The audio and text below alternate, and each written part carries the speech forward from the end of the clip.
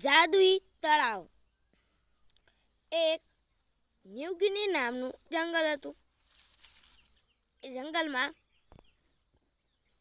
ઘણા બધા પ્રાણીઓ રહેતા, પણ તે બધા પ્રાણીઓ એકબીજાથી સંપીને રહેતા, એક પરિવારની જેમ રહેતા. અને જંગલના પ્રાણીઓમાં એક વાંદરો અને એક હરણ પણ હતા. વાંદરો અને હરણ એ બંને ખૂબ જ તોફાની હતા. તે આખો દિવસ તોફાન કરતા જ રહે અને મસ્તીમાં આખો દિવસ પસાર કરતા. એક વખતની વાત છે, એક સસલું ગાજર લઈ જઈ રહ્યું હતું અને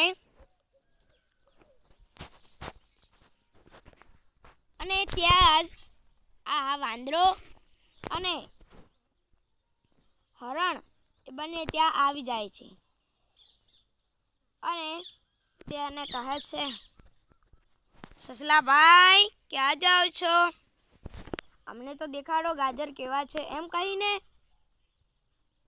ગાજર બતાવવાનું કહે છે, પરંતુ પેલો સસલું માનતું નથી.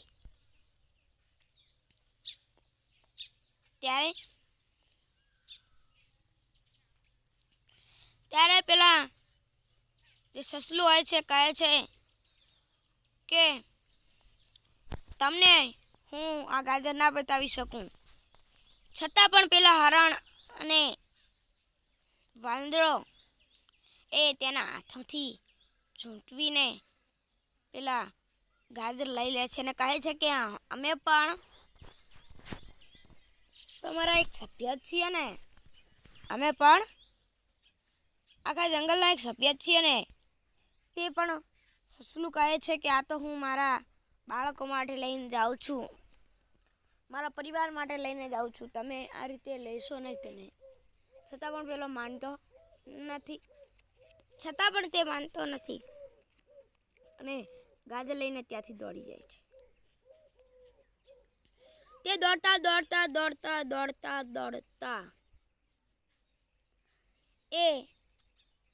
એક તળાવની નજીક આવે છે અને એ તળાવે ઊભા રહીને પાણી પીવે છે. અને પહેલા હરણ પાણી પીવે છે, પછી વાંદરો પાણી પીવે છે. એટલે હરણ કહે કે હે વાંદરા ભાઈ, કે આ જે તળાવ છે તેનું પાણી કેટલું મીઠું અને ઠંડુ છે. ત્યારે પેલો જે વાંદરો તો એ કહે છે કે હા ભાઈ, તારી વાત એકદમ સાચી છે. ત્યારે પેલો હરણ કહે કે ભાઈ, તને શું ગમે? ત્યારે પેલો કહે કે મને એવું વન ગમે, એટલે કે એવું જંગલ ગમે કે જ્યાં દરેક ઝાડ ઉપર ફળો લગાયેલા હોય. અને આટલું બોલી તે ફરીથી પાણી પીવે છે. તેને ખબર નથી હોતી કે શું થાય. તે ખાલી પાણી પીવે છે ને ત્યાં તો ચમત્કાર થઈ જાય છે અને પેલા તળાવ હતું એમાંથી બે હાથ અંદરથી આવે છે અને વાંદરાને ખેંચીને જાય છે. વાંદરો આંખો ખોલે છે તો તે એક એવા જંગલમાં હોય છે કે જ્યાં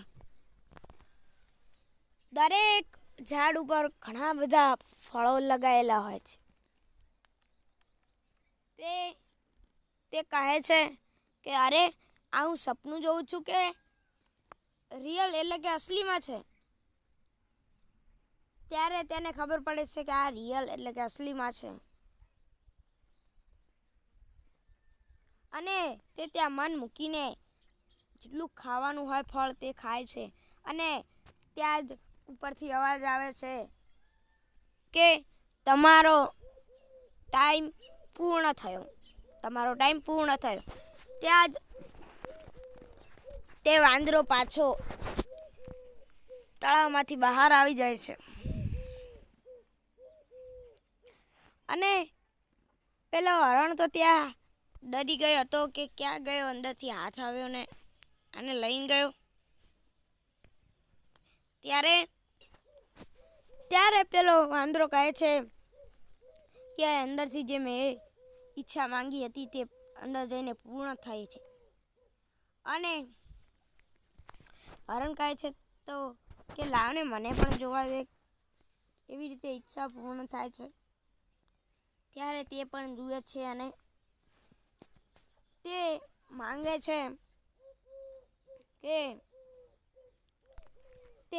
છે કે હું એક એવા જગ્યાએ હોઉં કે જ્યાં ખૂબ જ શાંત હોય, તે ખૂબ જ શાંતિ હોય. અને અચાનક જે તળાવમાંથી બે હાથ આવે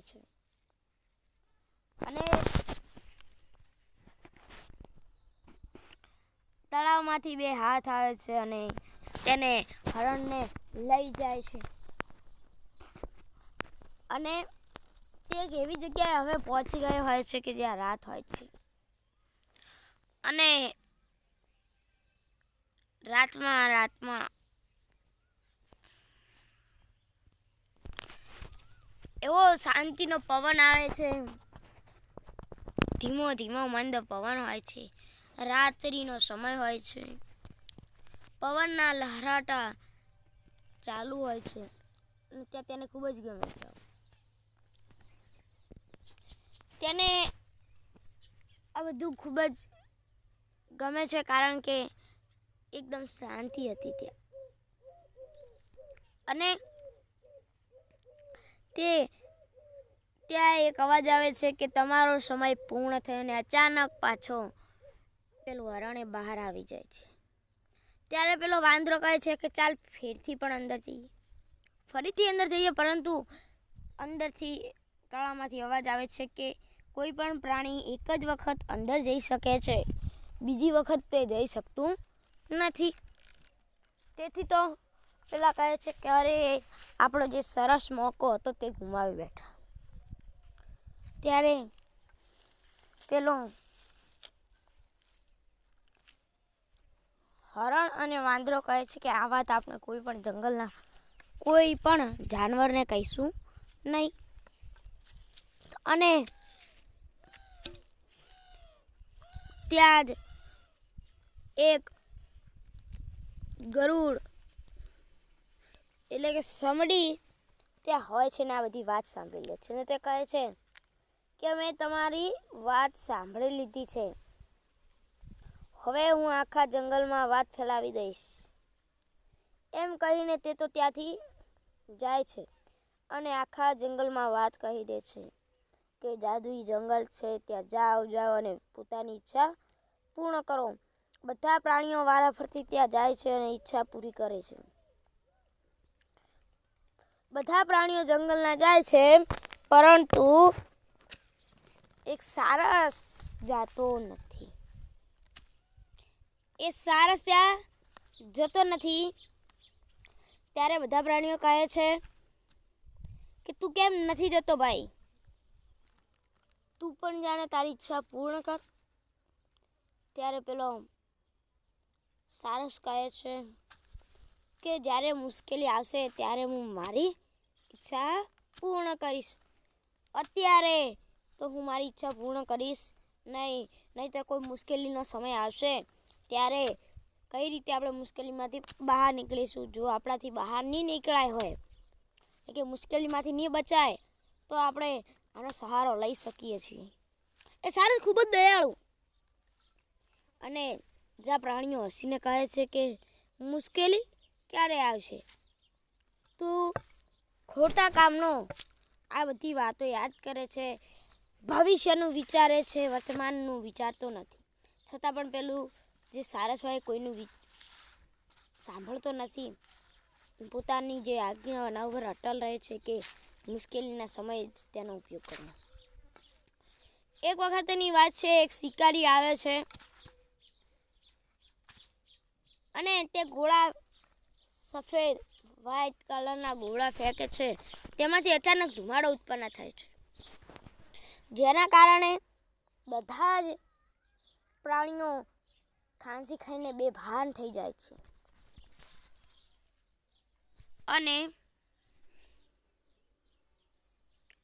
આ બધું વાત આખા જંગલમાં ફેલાઈ જાય છે. તેથી પેલું સારસ હોય છે એ જાય છે અને તે દોડતું જાય છે અને તે તળાવ પાસે જાય છે અને તેની ઈચ્છા કહે છે કે એવું શસ્ત્ર આપો કે જેના કારણે અમારે જંગલને બચાવી શકાય. એમ કહીને તે જાય છે અને તેને એક શસ્ત્ર આપે છે અને શસ્ત્ર લઈને તે બહાર આવે છે. બહાર આવતાની સાથે તે જુએ છે તો આ શિકારીએ આખા જંગલમાં હાહાકાર મચાવી દીધો હતો. હાહાકાર મચાવી દીધો હતો. ત્યારે પેલો શિકારી કહે છે કે અરે તું બચી ગયો, કે તું કઈ રીતે બચી ગયો?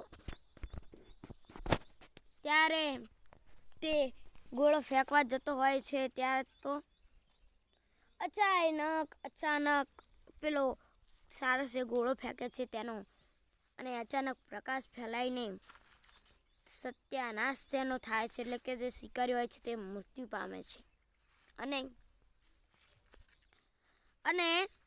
બધા પ્રાણીઓ સજીવ થઈ જાય છે. બધા પ્રાણીઓએ સારસનો આભાર માને છે અને સારસ કહે છે કે આ રીતે હું કહેતો હતો કે મુશ્કેલીના સમયે મદદરૂપ થાય છે. માટે આ બધા પ્રાણીઓ જાય છે અને પેલા તળાવનો આભાર માને છે. તો મિત્રો, આ વાર્તા ઉપરથી આપણે બોધ મળે છે કે આપણે કોઈ પણ કાર્ય વિચાર્યા વગર કરવું જોઈએ નહીં. કોઈ પણ કાર્ય કરીએ તો તેને 100 વખત વિચારીને કરવું જ જોઈએ.